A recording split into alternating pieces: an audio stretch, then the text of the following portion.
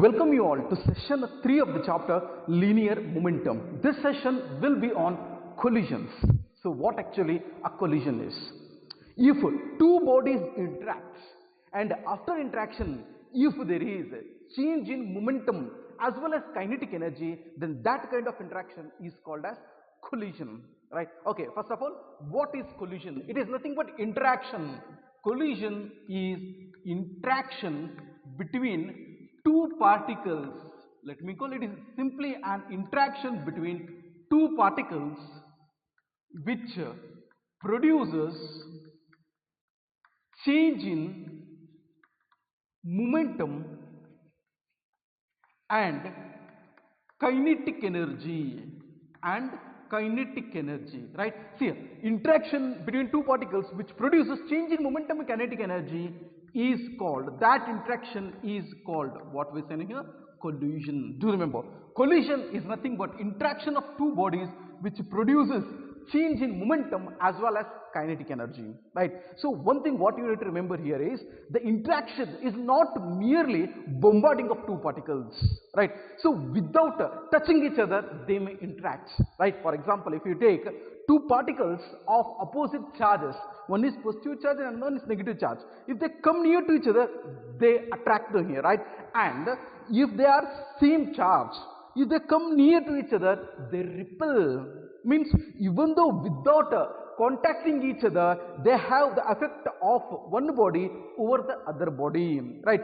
There is change in momentum as well as kinetic energy, then that kind of interaction can also be called as collision, right? Means collision is nothing but interaction of two bodies which produces change in momentum as well as kinetic energy, right? Okay, now there are two types of interactions, types of what we say here, collision.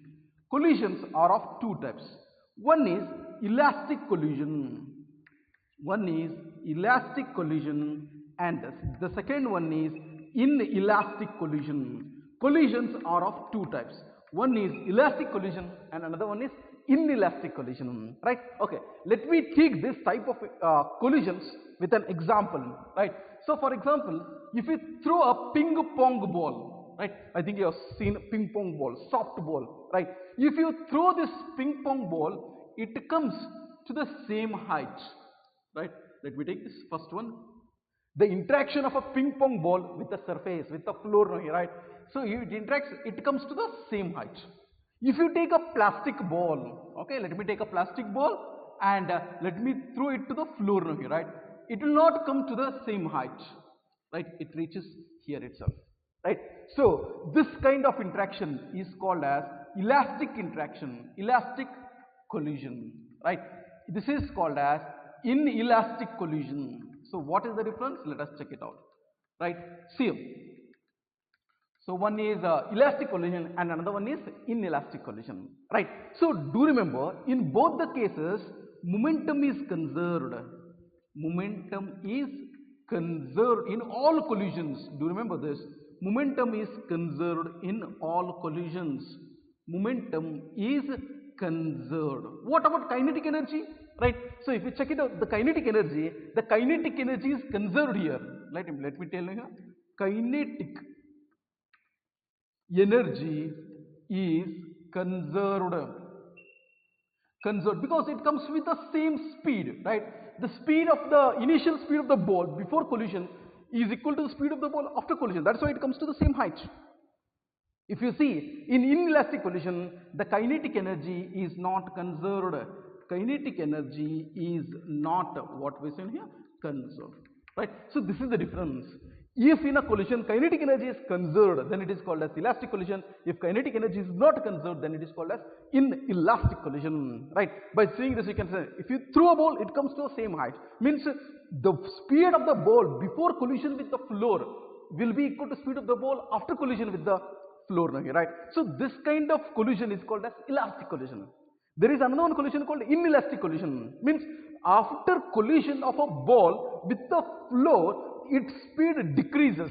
Because of the reason it will not come to the same height.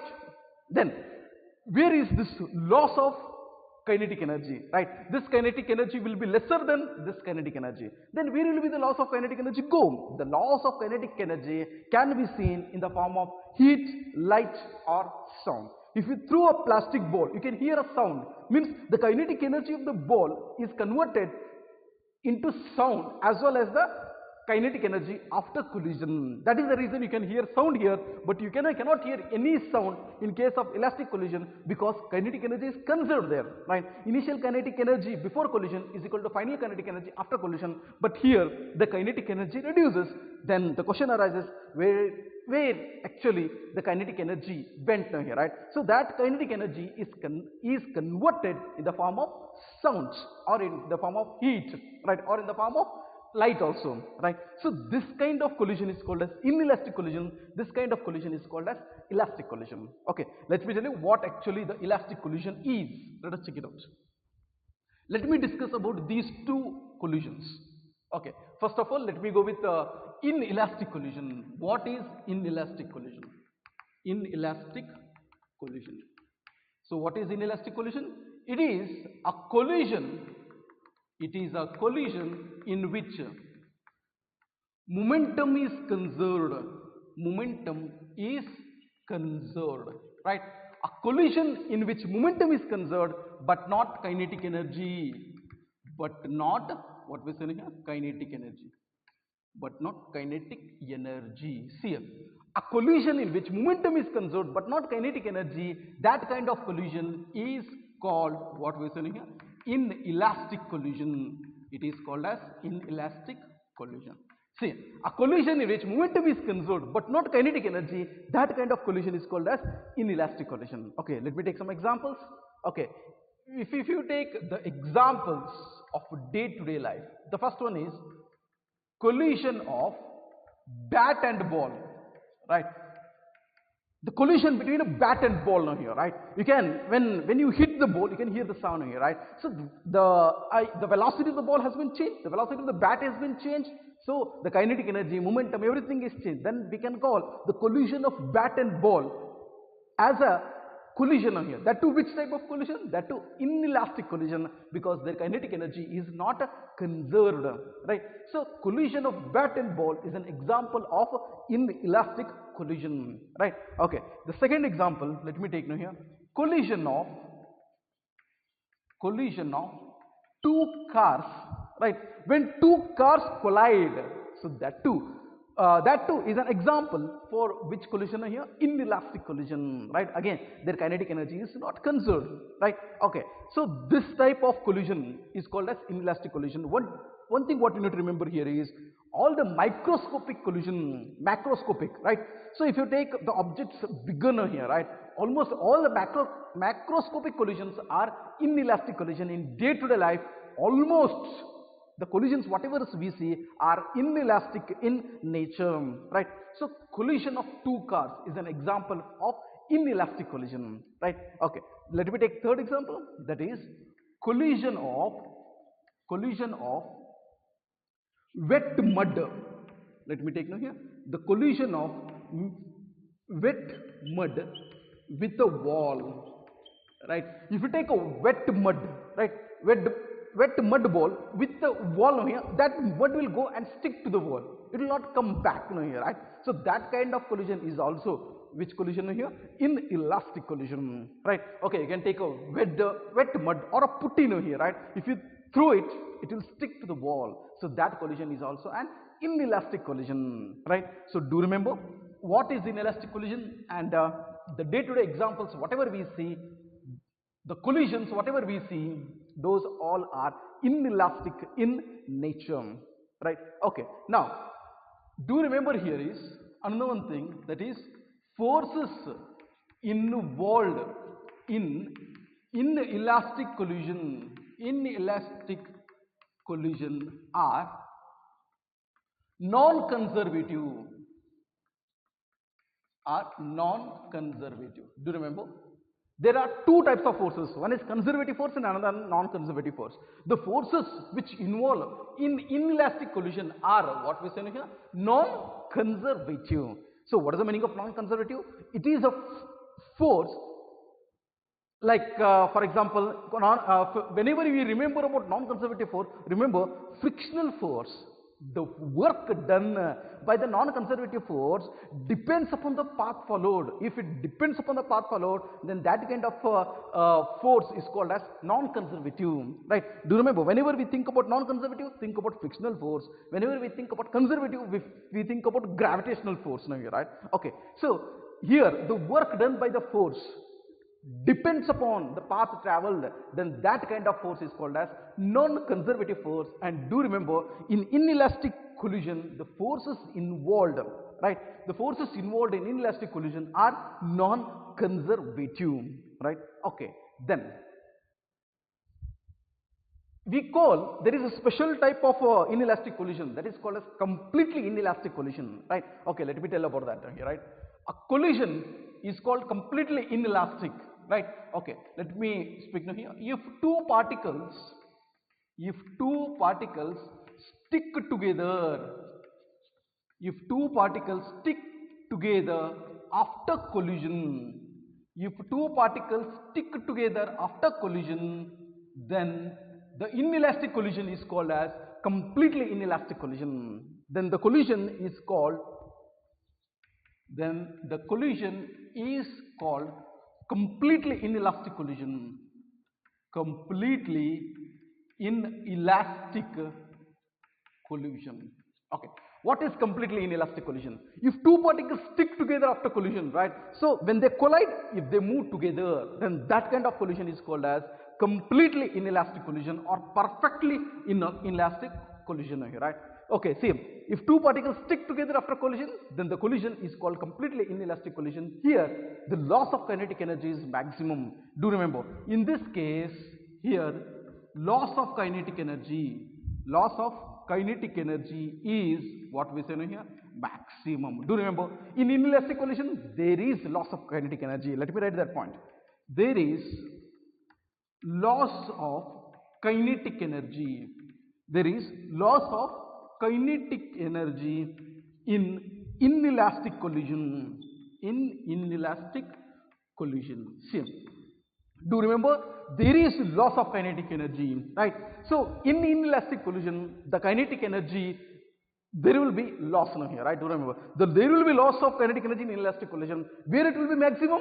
In completely inelastic collision, right? If two particles move together, the loss of kinetic energy is maximum, right? So this was all about inelastic collision. Do you remember, if momentum is conserved, kinetic energy is not conserved, then it is called as inelastic collision, and the forces involved are non-conservative. And the collision between macro particles that we see in day-to-day life, they undergo inelastic collision itself. And do remember, in inelastic collision, there will be loss of kinetic energy, and this loss, do remember, this loss appears in the form of, let me take, this loss appears in the form of heat, light, or sounds, right? So it may be appearing in the form of heat, light, or sound. So this is the case of inelastic collision, right? Okay, let me move on to the next one, that is elastic collision, right? Okay, let me take what is elastic collision here. So after completing inelastic collision, let me discuss the same points. What I discussed for inelastic, I will be discussing for elastic. Comparatively, we will be studying these two collisions, right? Okay, next one is about elastic collision. Elastic collision, right? So what is elastic collision? We know that both are conserved here, right? A collision in which both momentum and kinetic energy, a collision in which both momentum and kinetic energy are conserved, right? A collision in which both momentum and kinetic energy are conserved, so that collision is called elastic collision. Elastic collision, right here. A collision in which both momentum and kinetic energy are conserved is called elastic collision, right? So let us take some examples of elastic collision, right? Okay, the examples are like this: collision between what we say here, atoms. When two atoms collide, right, that kind of collision is called as elastic collision. They collide and both the kinetic energy and momentum are conserved, right? Here initial kinetic energy is equal to final kinetic energy. There will be no loss of kinetic energy here, right? So that is why we cannot hear any sound, we cannot hear, we cannot see any light, right? No, not the heat is released during elastic collision, because there is no loss at all. Do remember, that is the reason the collision between atoms is an elastic collision, right? So collision between molecules of gas is also an example for elastic collision, right?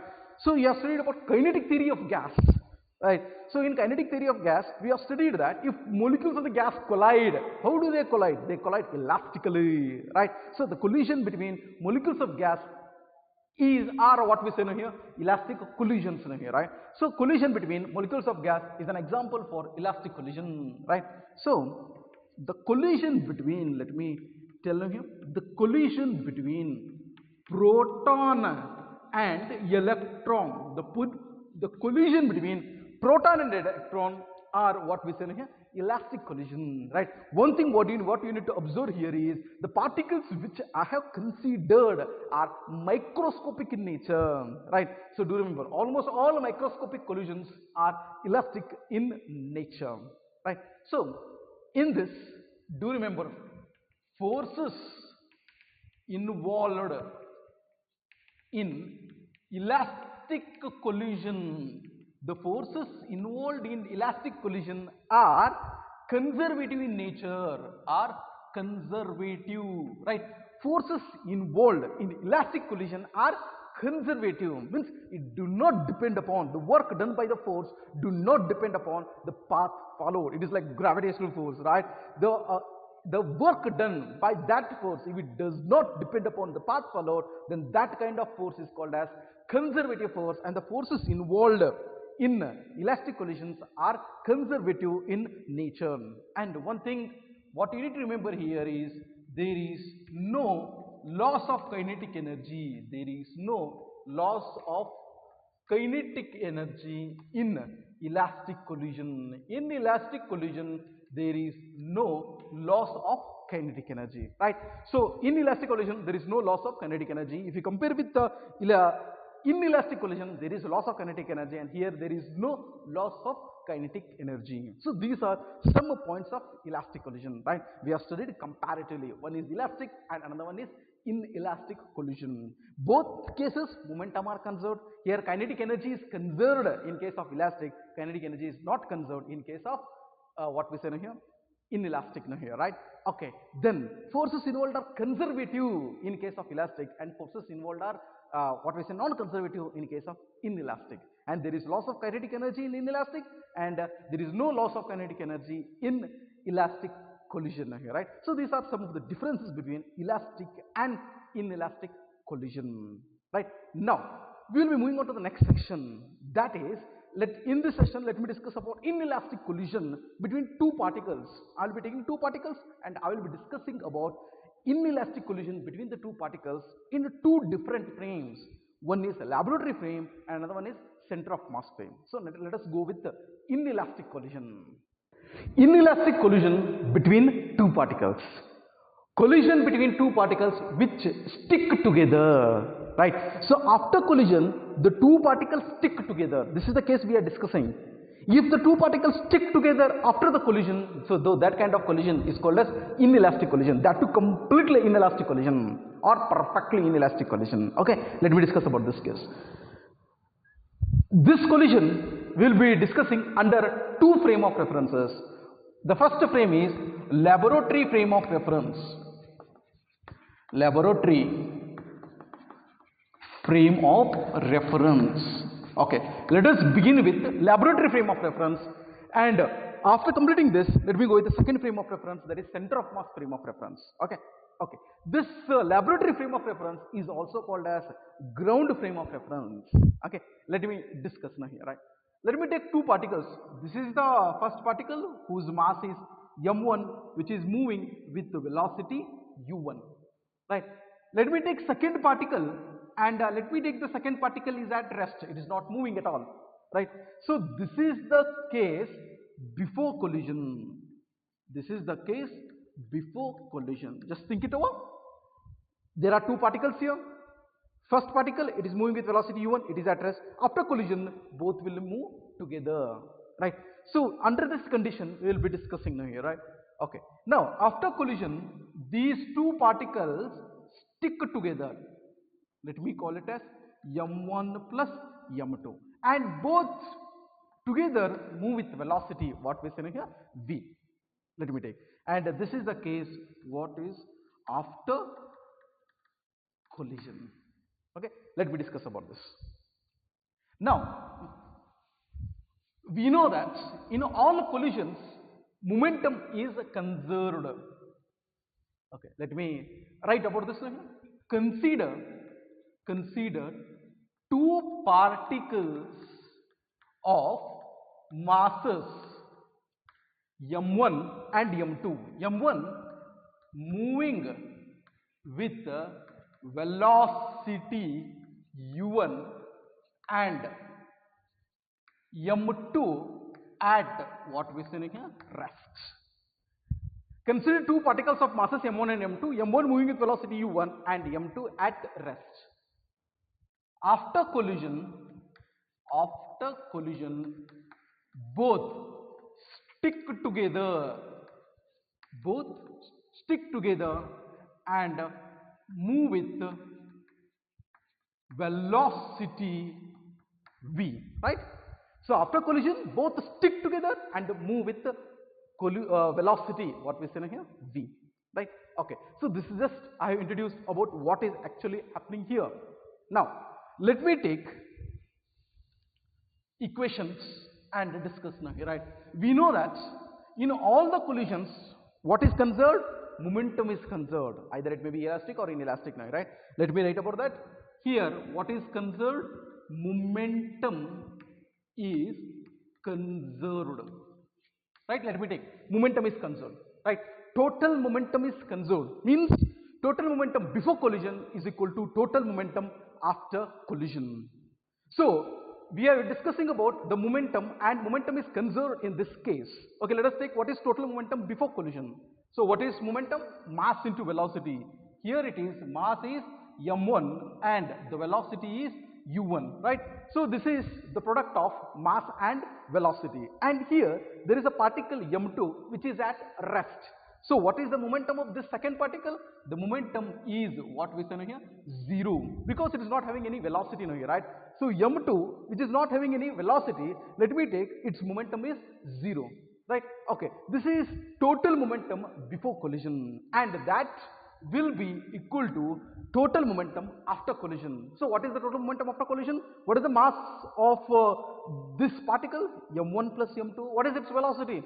v. Okay, let me take now here, that is equal to m1 plus m2 into, shall I take it as v now here, right? So here momentum is conserved, right? m1 u1 plus 0 is equal to m1 plus m2 into what we say here, v. In all collisions, do remember momentum is conserved. Okay, what do you get now here? That is m1 u1, that is equal to m1 plus m2 into v, right? What do you get v equal to? V is equal to m1 u1. This is m1 u1 divided by, what do you get? m1 plus m2, right? Okay, this is the expression for final velocity what we got now here, right? Now here momentum is conserved, but do remember, is kinetic energy conserved? No. That is why let us check what is the kinetic energy before collision, and let us check what is the kinetic energy after collision, right? Okay, let me begin with the first one. That is total kinetic energy. Total kinetic energy, what we say here, before collision. Total kinetic energy before collision. Let us discuss about this. So what is total kinetic energy before collision? What is the formula for kinetic energy here? That is half mv square, right? So what is total kinetic energy before collision? Let me call it as k, right? Let me represent it by as k. So what is kinetic energy? That is half mv square. What is the mass now here? m1 u1 square, half m1 u1 square. What is the kinetic energy here? No, because it is at rest, it is not having any kinetic energy, right? So this is what now here? K. Let me take it as equation number 1. Let me take it as this is equation number 2. That is total kinetic energy before collision. Now, let me go with the next one. That is total kinetic energy. I need to find what is total kinetic energy after collision. So after collision, what is the total kinetic energy? So that I'll be representing it by K dash. Let me call it as K dash. Okay, let me discuss about this. What is the total kinetic energy after collision? So what is the total kinetic energy after collision? That is half, what do you get now here? Mass. What is the mass? m1 plus m2, they together, right? Into, what do you get now here? V square, right? Half the mv square. This is m and this is v square. Half m1 plus m2 into v square. We know that. What is v? Let me substitute here, right? So do understand this diagram, right? So that further cases I will be discussing about this now here, right? Okay, let me continue. What do you get now here? That is equal to, shall I write like this? Half, what is that now here? m1 plus m2 v square, but we have, what is the value of v? Let me substitute that now here, right? So let me take, what is that now here? V. In place of v, let me write m1 u1 divided by m1 plus m2. This is whole square. Shall I take it down here? Whole square. Then what do you get? Let me check it out. That is equal to half m1 plus m2, right? So here, square of this term, m1 square u1 square whole divided by the denominator square you need to take. So what we need to take now here? That is m1 plus m2 the whole square. Let me take like this, right? Okay. Then what do you get? That is equal to half. m1 plus m2 get cancels with m1 plus m2. So what is remaining there? That is m1 square u1 square whole divided by, what do you get now here? m1 plus m2. So this is the total kinetic energy after collision. Let me take this is as equation number 3. Now let us compare total kinetic energy before collision and total kinetic energy after collision. Okay, let me take dividing equation 3 by 2. Let me divide this. So what do you get now here? That is K dash divided by K. Total kinetic energy after collision divided by total kinetic energy before collision. So what is K dash? We came to know. That is half m1 square u1 square divided by m1 plus m2 whole divided by, what is K? That is half m1 u1 square, right? That is the thing, that is K, right? So this half will get cancelled. What is remaining? Let us check it out. m1 square u1 square divided by m1 plus m2, right? So this will become reciprocal. So 1 divided by m1 u1 square. Okay, what do you get? Let us check it out.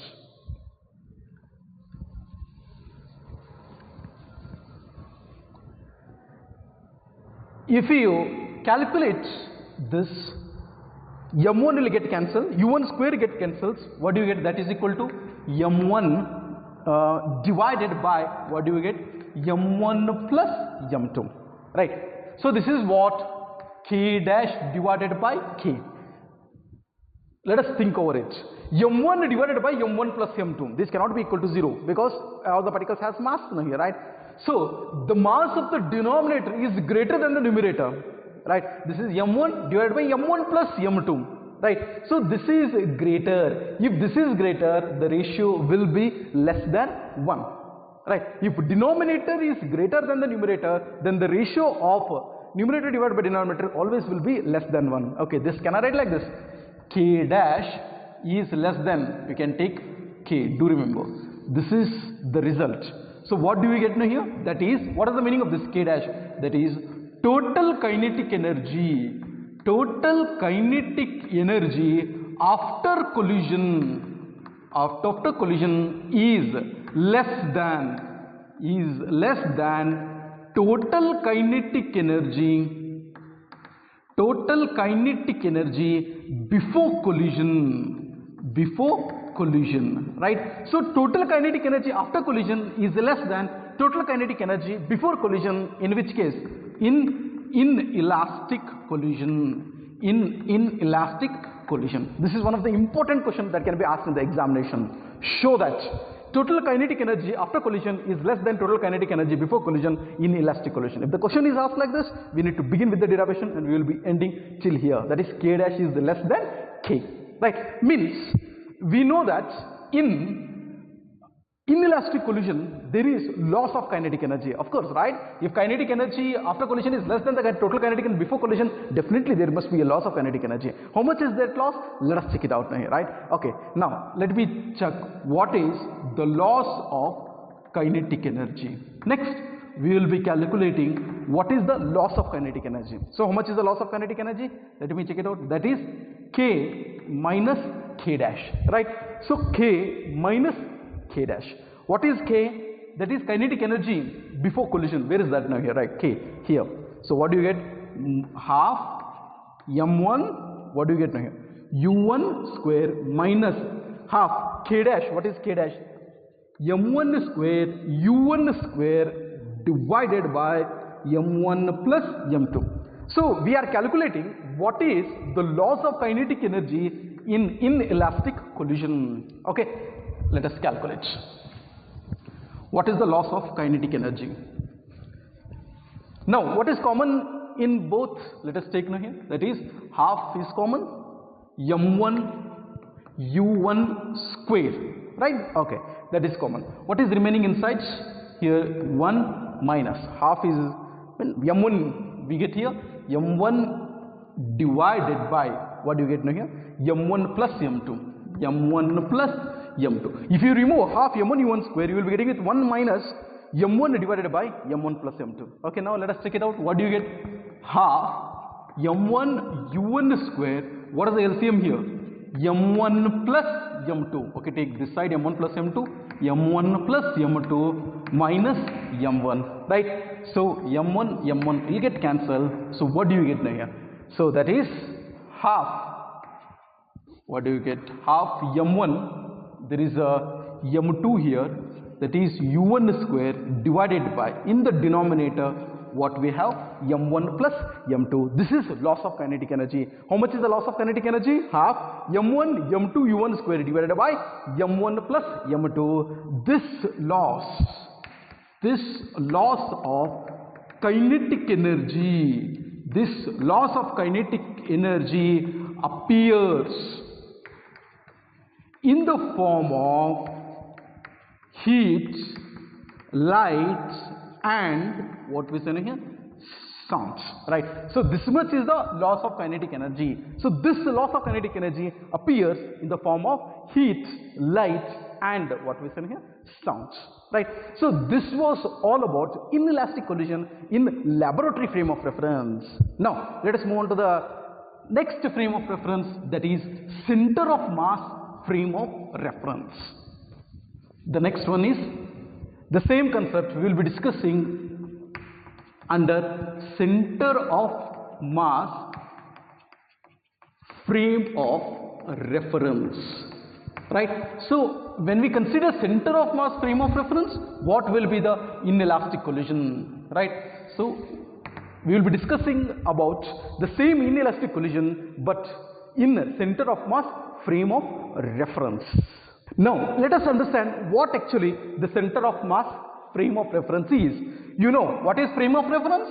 It is a frame which describes the position or motion of the particle, right? It has x-axis, y-axis and z-axis and origin is here, and this is called as frame of reference. What is center of mass? We know if this is a body, right? In that body there will be a point at which entire mass is supposed to be concentrated, and that point is called as center of mass, and the whole body can be balanced at this point. That point is called as center of mass. So this is called as frame of reference, this is called as center of mass. Let me combine both. So how to combine both? Let us check it out. So what is center of mass frame of reference? So if I take x-axis, y-axis and z-axis here itself, means the origin of the frame of reference coincides with the center of mass of the body, then that kind of frame of reference is called as center of mass frame of reference. Simple. What is center of mass frame of reference? If origin of frame of reference coincides with the center of mass of the body, then that kind of frame of reference is called as center of mass frame of reference. Right? What is the specialty of this? Let us check it out now. Right? First of all, what is the velocity of center of mass? Right? For example, this is a body. If I am taking this is center of mass, right? And here I will be taking origin of the frame here, right? If the body moves, the frame also moves. Then what is the relative velocity? What is the velocity of center of mass? The velocity of center of mass will be equal to 0 because both are moving with the same speed now here, right? So what is the velocity of center of mass? The velocity of center of mass is 0. If velocity is 0, what will be the momentum of center of mass? Right? So this frame of reference, if I am speaking about momentum, so what is the formula for momentum? Mass into velocity. If velocity of center of mass is 0, then momentum is also what we say here 0. Right? So do remember the momentum of center of mass frame of reference is what we say here 0. That is the reason why center of mass frame of reference, center of mass frame of reference is called zero momentum frame of reference. Do remember this, zero momentum frame of what we say here reference. So do remember it is called as zero momentum frame of reference. The center of mass frame of reference is called zero momentum because the momentum of center of mass in that frame is 0. Right? Okay. This was just introduction about center of mass frame of reference. Now let me come back with the problem what we had. Right? We were discussing about inelastic collision. Let me check the same inelastic collision in case of center of mass frame of reference. Why we are going the center of mass frame of reference? It is easy to study the phenomena. It is easy to study the collision case in case of center of mass frame of reference. In laboratory frame of reference, it will be lengthier. Right? Instead, we will be studying the same inelastic collision but in center of mass frame of reference. Okay, now let us check it out. What is the velocity? What is the velocity of center of mass? In case of laboratory frame, okay, what is the velocity of center of mass? It is 0, that I already told you. But in the laboratory frame of reference, what is the velocity of center of mass? Let us check it out. The velocity of center of mass, let me take it as VCM. Right? We have already studied, right, velocity and acceleration of center of mass. I think you do remember that. Right? So there are two particles. One is m1 and another one is m2. Right? So if its velocity is u1, if its velocity is u2, then what will be the velocity of center of mass? This we discussed in the last session. Right? How to calculate velocity of center of mass. Right? I think you remember that. That is m1 u1 plus m2 u2 divided by m1 plus m2. So this is the formula for center of mass. Right? Velocity of center of mass. This we have discussed in the last session. Right? m1 u1 plus m2 u2 divided by m1 plus m2. Right? Okay. But in this case, the velocity of the second particle is 0, right? The second particle, the m2, is at rest. So let me take u2 equal to 0. If I take u2 equal to 0, what do you get? m1 u1 divided by, what do you get now here? m1 plus m2, because u2 equal to 0 means second particle is at rest, right?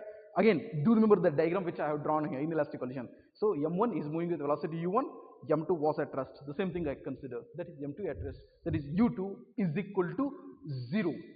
Let u1 dash and u2 dash be initial velocities of masses m1 and m2 in center of mass frame. Okay, let me take like this.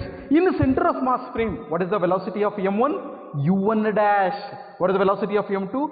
u2 dash. Do remember that in center of mass frame. In laboratory frame, I think you remember what is the velocity of m1 u1. What is the velocity of m2? 0. Right? That is how we took there. Right? In the center of mass frame of reference, let me take u1 dash and u2 dash. Now, let me calculate how much is u1 and how much is u2, and let me go with the final velocity later. Okay. Now, we know that from Galilean transformation, right? For Galilean transformation for velocity, we have this formula, that is u1 dash is equal to u1 minus v of center of mass, right? So u1 dash we are calculating, that is equal to, this is the velocity in a laboratory frame minus center of mass frame. u1 dash equal to u1 minus vcm, right? Okay, center of mass, that is u1. We know what is the velocity of center of mass? m1 u1 divided by, what do you get here? m1 plus m2, right? Now let me take LCM. What do we get here?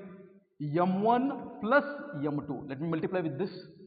m1 u1 plus, multiply here, m2 u1 minus m1 u1. Just I multiplied this term with u1, I got this, and minus m1 u1 plus m1 u1 minus m1 u1 can get cancels. What do you get? That is equal to m2 u1 divided by m1 plus m2. Just check it out. This is the velocity of mass m1 in center of mass frame. Okay. Now let me take the same thing. Let me consider what is the velocity u2 dash. Let me take u2 dash. This is velocity of second particle in the center of mass frame. Okay. Again, use Galilean transformation for velocity. So that is u2 minus vcm, center of mass. Okay. That is equal to, we know what is the velocity of second particle in laboratory frame? It is 0 itself, right? Okay. Minus vcm. What is vcm? m1 u1 divided by, what do you get? m1 plus m2. vcm I written. Okay. What do you get here? Minus m1 u1 divided by m1 plus m2. Just check it out. How are these? Right? One is positive and another one is negative. Right? So here we get here m1 u1 divided by m1 plus m2. Right? So this is the velocity of second particle in center of mass frame. Now, after collision, what happens? Let us check it out. After collision, these particles stick together. Okay.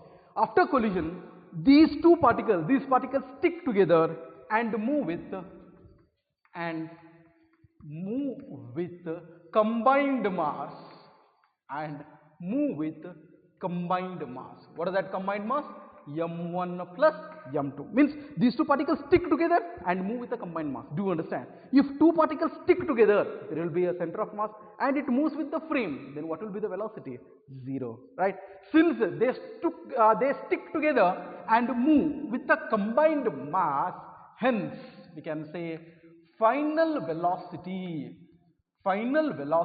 in which frame? In center of mass frame, right? Hence final velocity in the center of mass frame is, do remember, it is 0, right? Hence final velocity in center of mass frame is 0. Why it is 0? Because they stick together and move with the same velocity, right? So if we are seeing from the center of mass frame, then it moves with the frame itself. Then what is its velocity? Its velocity must be equal to 0, right? These are the initial velocities, and the final velocity of center of mass frame is 0, right? This is how we discussed inelastic collision in case of center of mass frame. Earlier we discussed about laboratory frame. Next we discussed about center of mass frame of reference. So this was all about inelastic collision. Thank you.